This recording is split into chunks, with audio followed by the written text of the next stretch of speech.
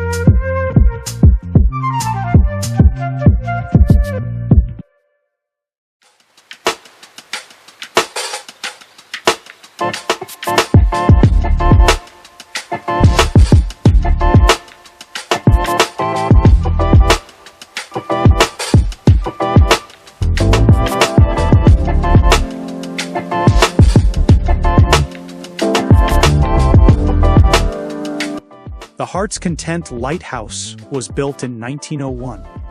It was not always in its current spot. It was initially located on the opposite side of the harbor before being moved. The lighthouse is considered historically and architecturally significant as an example of a cast iron tower and the development of navigational aids in Newfoundland.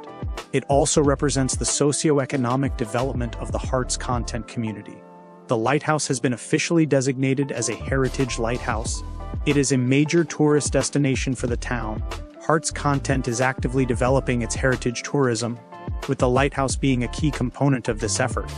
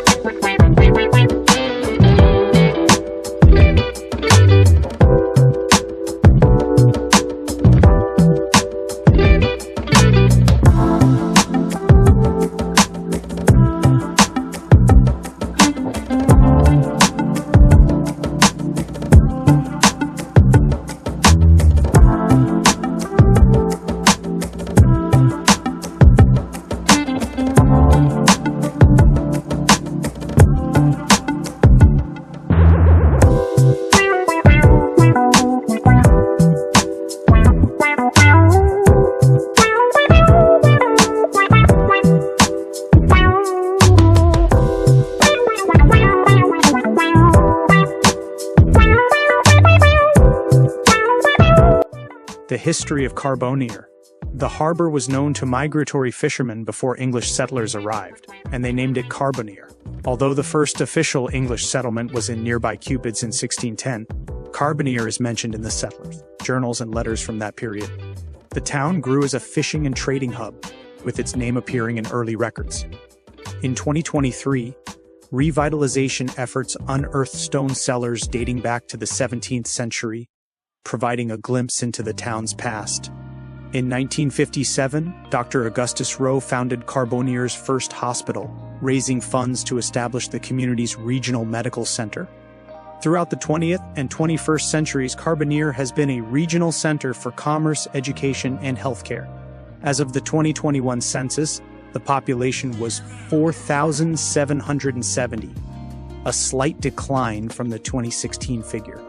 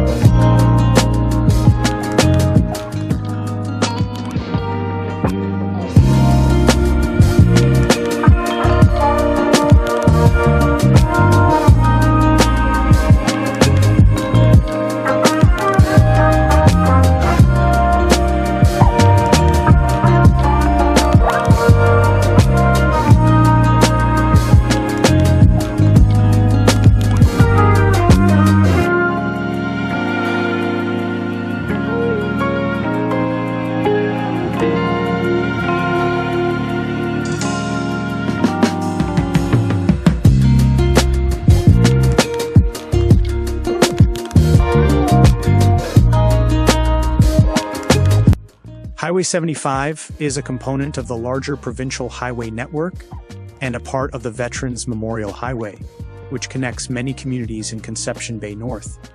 Recent government funding has been allocated to improve safety and traffic flow on this and other highways, including improvements to Highway 75, such as rumble strips, climbing lanes, and digital signage. The development of modern highways like Highway 75 is an evolution from older methods of transportation. For a long period, coastal waters were the primary highways of the province, with boats and steamers used to transport goods and passengers along the coast.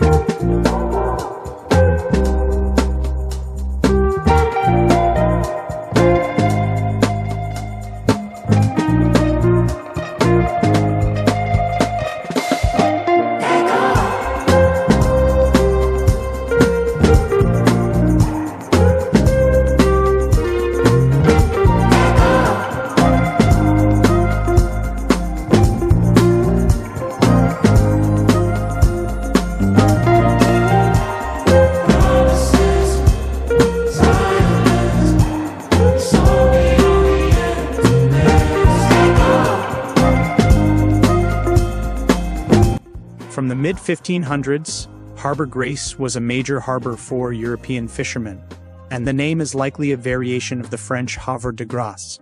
It was occupied by pirates, such as Peter Easton and Sir Henry Mainwaring in its early days. The first formal grant for a colony was made by the Newfoundland Company in 1617. Over the centuries, Harbor Grace developed several industries including fish filleting, cod liver oil processing, and footwear manufacturing.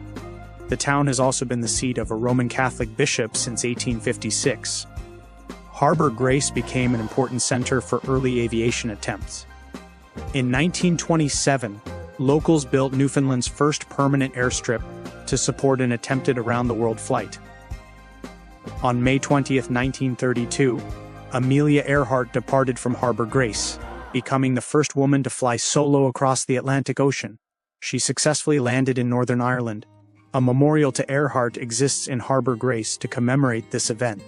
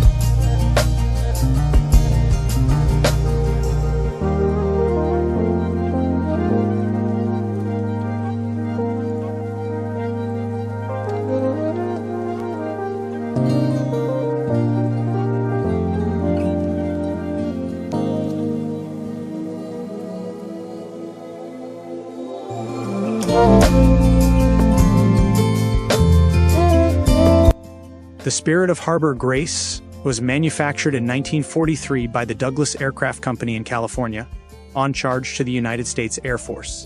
In 1977, Roger Pike, a native of Harbor Grace, bought the aircraft. Pike used the airplane to transport food and dairy products from Stephenville to Goose Bay. In 1993, the Spirit of Harbor Grace was donated to the town by the Pike family. This historic landmark now stands at Riverhead, Harbor Grace. Our famous Amelia Earhart statue is located adjacent.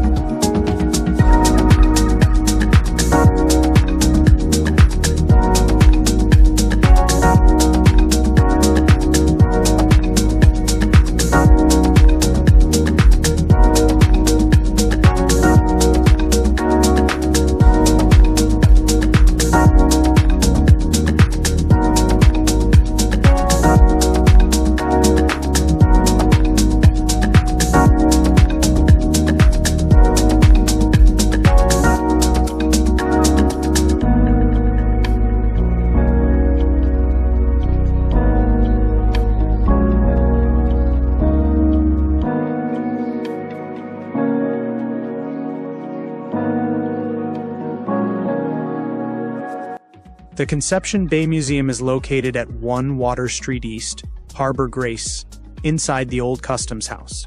Originally built in 1870, the present-day brick and stone structure replaced the previous customs office, a wooden, thatch-roofed structure.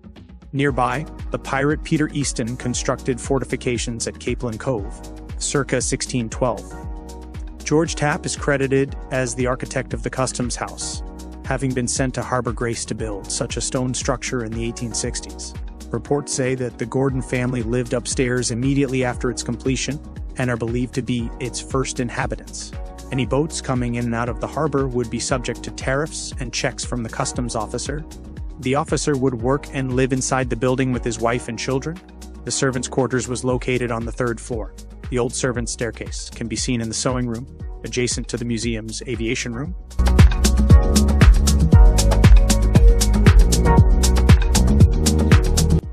Unfortunately, the photos of the old courthouse didn't turn out, so these photos are pulled off their website. The courthouse was built in 1830 and is noted for its solid masonry construction and Georgian style. It features original courtrooms and jail cells. After being purchased in 2019, the building was transformed into a multi-use venue with a restaurant, bars, a speakeasy lounge, and a beer garden. The building has been restored since 1980 and is a registered heritage structure. The redevelopment has maintained the building's historical character while introducing new features. Diners can enjoy the historic atmosphere, with options to eat in the main courtroom or the jail yard beer garden. In addition to dining, the venue hosts events, private parties, and even jailhouse brunches.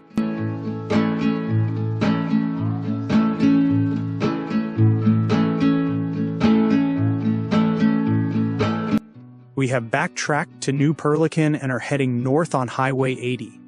We had to take this route instead of Highway 70 due to a massive wildfire. From our rental house, we could watch the bombers fighting the fire. It was close, and the town of New Perlican was on evacuation alert. Winterton was one of the first sites on Newfoundland's northeast coast to be settled by English fishermen. It first appeared in records as Silly Cove by at least 1675, when it was included in the first Newfoundland census. The community was economically and socially tied to the larger fishing and mercantile center of Trinity from about 1700.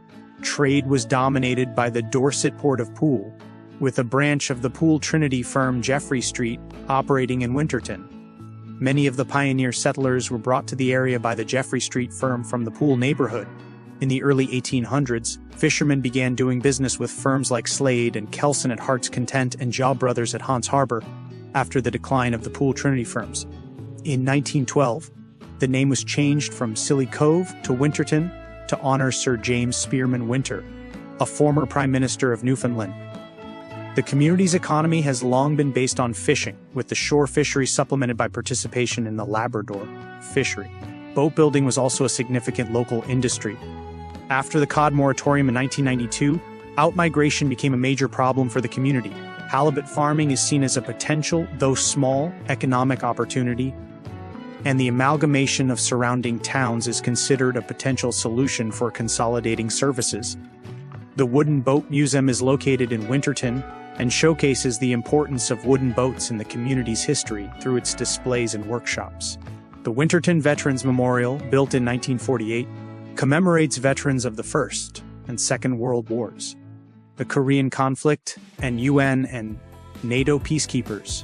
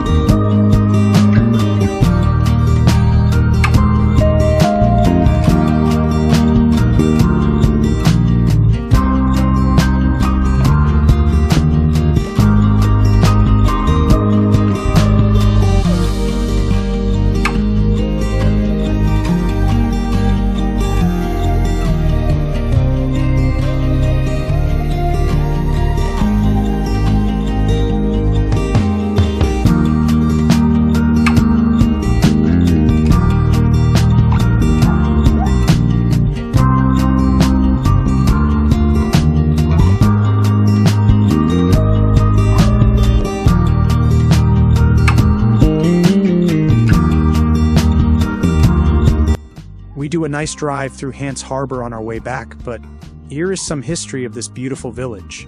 The area was used as a harbor by the 1600s, and by the late 1700s, permanent residents were establishing themselves, with tombstones dating back to the early 1800s. During the King William's War, 1688 to 1697, the village was destroyed by the French but was eventually rebuilt.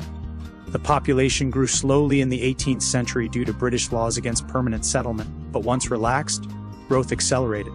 By the 1830s, the population reached 400 people. Hant's Harbor's economy was centered on fishing, particularly cod. By the mid-19th century, the seal hunt also became a crucial source of income, with many local vessels built in the town. The community was a hub for shipbuilding, with 7 ships built in 1877 alone, ranging from 25 to 66 tons. The community came under the influence of Methodist lay preacher John Hoskins in the 1770s, leading to the first known church being built in the early 1820s, and Hant's Harbor becoming a Methodist headquarters by the 1840s. In the early 20th century, the Salvation Army arrived and grew into a substantial membership, constructing a citadel in the community. The Willow Tree Heritage Society now operates the Willow Tree Museum, the Willow Tree Cemetery, and the registered historical fishing premises, preserving the town's rich history, including stories of shipwrecks like the Fanny in 1835. A lighthouse was built on Custard's Head in 1881 to aid navigation in the harbor. Willow Tree Heritage Stage, built in 1905. This stage overlooking the harbor is maintained in its original state and is a popular tourist attraction.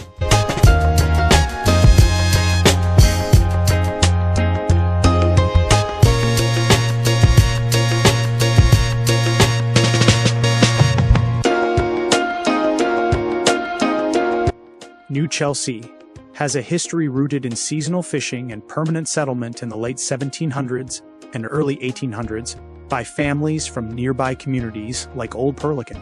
The community grew throughout the 19th century, marked by the establishment of its first Methodist chapel in 1828 and its first recorded population of 127 residents in 1836.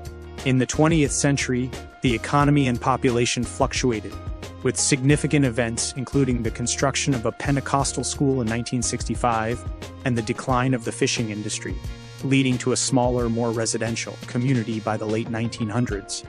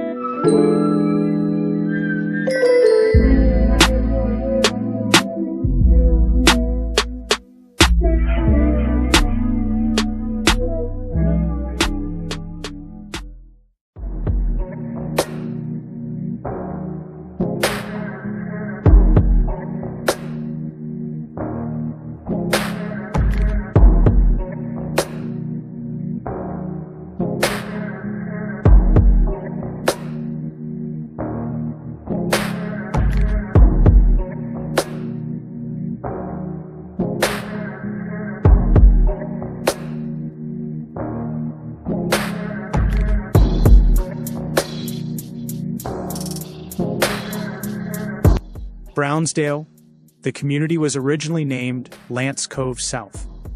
Around 1910, the name was changed to Brownsdale, sometimes spelled Browndale in early records like the 1921 census, to distinguish it from two other Lance Coves on the island of Newfoundland. Tradition holds that the first permanent settler was John Brown, who migrated from Old Perlican around 1820. He established a sawmill and was the area's first merchant. Like many outports in Newfoundland, the community's economy was historically centered on the inshore cod fishery. Residents also kept gardens and livestock to supplement their needs.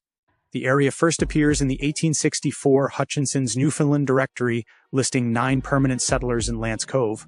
The first school was built in 1856, and a Wesleyan church followed in 1870. The current United Church building was constructed in 1892. By 1996, the population, including Sibley's Cove and Lead Cove, was 426. With the decline of the cod fishery, the main industry in the general region has shifted toward tourism, with the Witless Bay Seabird Ecological Reserve as a major attraction.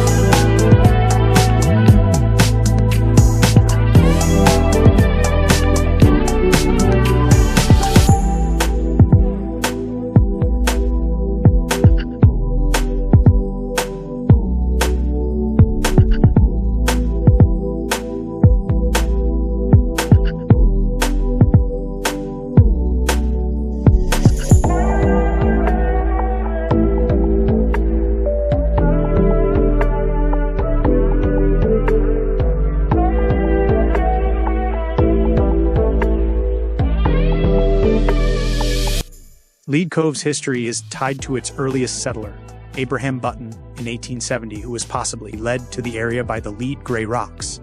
Initially a small fishing community on Trinity Bay, its economy was based on the inshore fishery. Later, a cod liver oil factory was opened in 1916, and the economy gradually shifted away from fishing due to stock depletion, leading many residents to seek work elsewhere.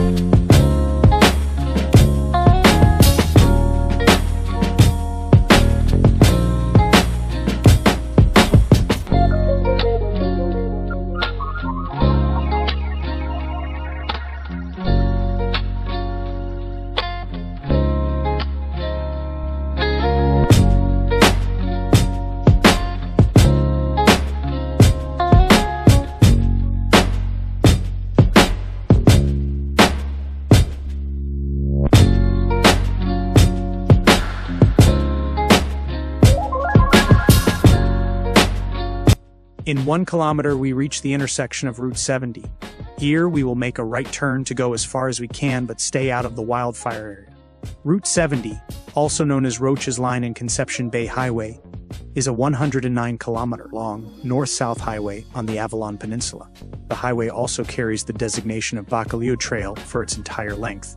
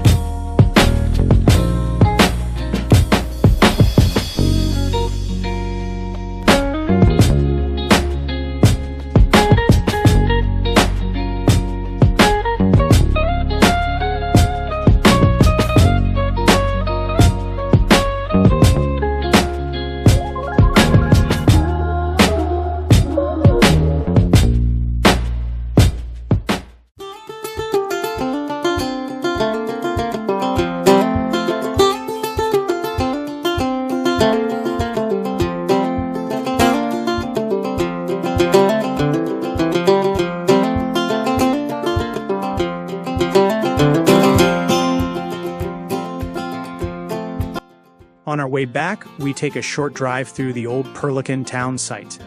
Old Perlican was first recorded as Parlican as early as 1597 and was settled by at least 1640, making it one of the earliest European settlements in the area.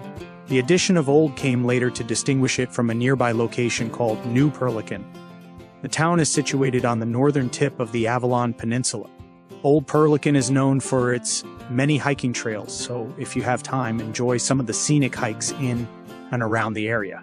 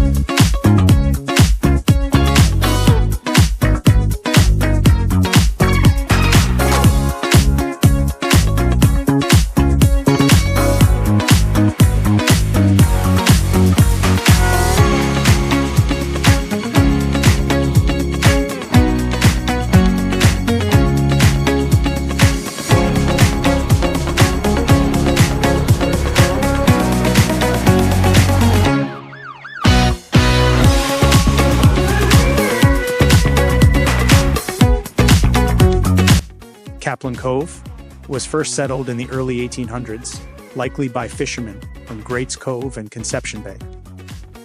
Initially named Swearing Cove, it was likely renamed for the abundance of caplan in its waters. The community's economy was based on fishing and lumbering, but population decline occurred due to harsh conditions and the growth of service centers in nearby towns, though the fresh frozen fish industry helped the community survive and adapt.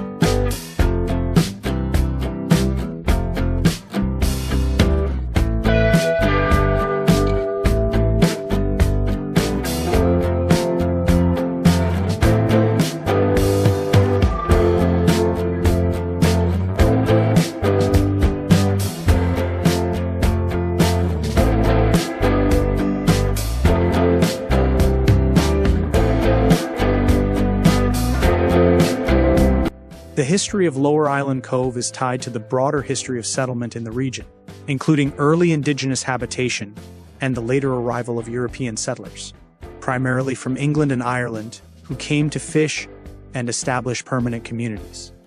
It is situated in an area with a rich history of European fishing settlements, with nearby settlements like Cupid's having a history dating back to the early 1600s.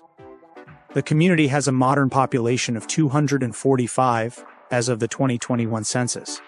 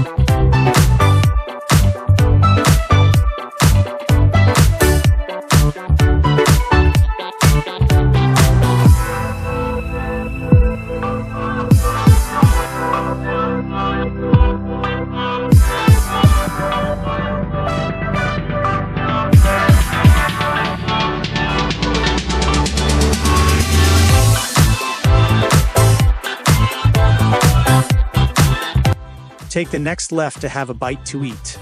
The Mess Tent is a military-themed poutinerie that opened in Lower Island Cove in January 2024, founded by Christine McNeil. The history is tied to McNeil's own military background and her desire to honor Newfoundland and Labrador's military heritage while building community. The restaurant's name comes from the tents where soldiers eat in the field. McNeil, a former first responder in the Canadian Armed Forces, encourages patrons to share military-related photos and souvenirs to display in the restaurant. If you love good food and large portions, head to the Mess Tent Poutinerie.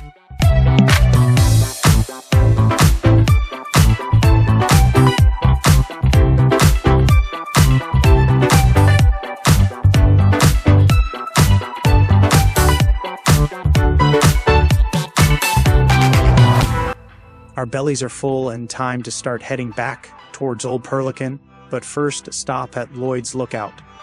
The history of Lloyd's Lookout in Lower Island Cove is not extensively documented online, but it likely relates to its role as a strategic viewpoint for fishing and coastal defense, possibly named after an individual named Lloyd. Its history is connected to the general maritime history of the region, with early settlement by indigenous peoples followed by European fishing and trade, making it an important location for observation. If you know who or what Lloyd's Lookout is historically about, please let us know in the comments section below. Google just ain't cutting it.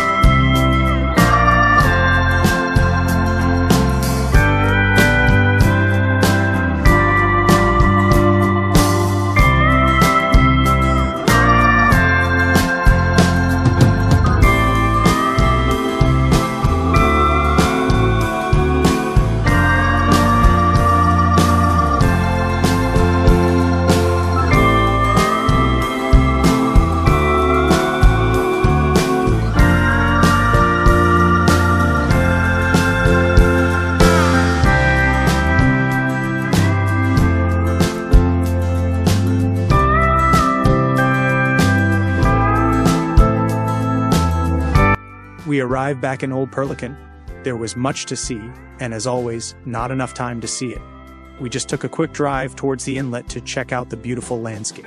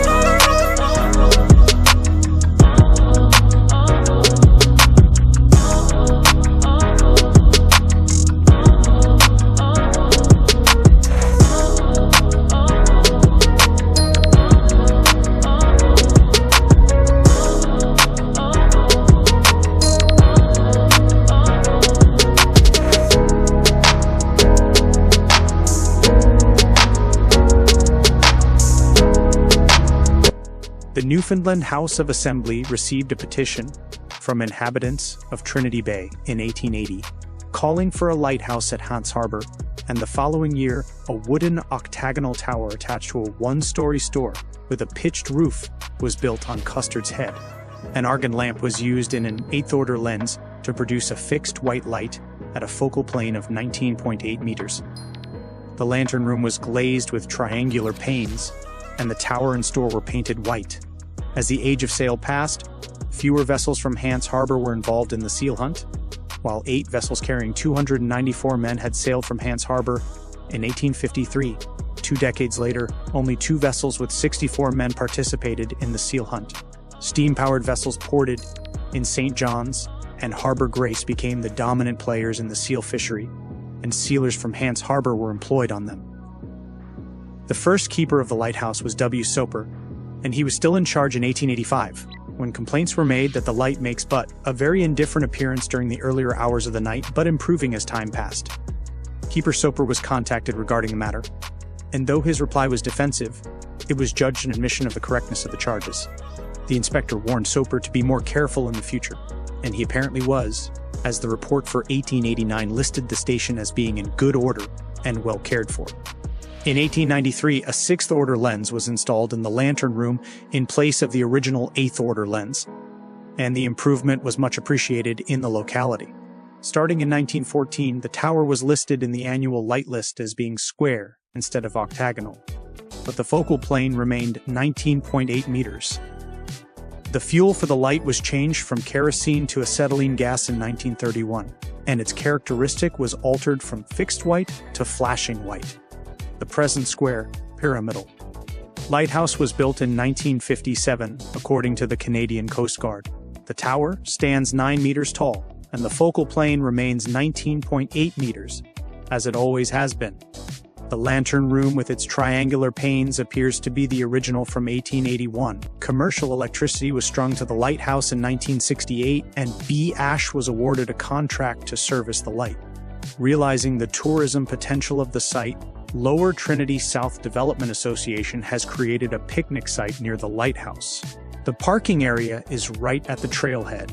The hike is about 5 to 10 minutes and fairly easy.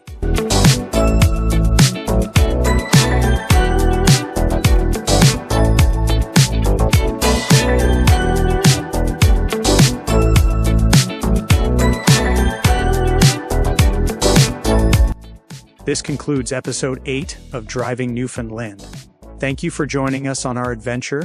We hope you enjoyed traveling with us, and if you did, please like, share, and subscribe. If you have been to Newfoundland, let us know of your adventure in the comments section below.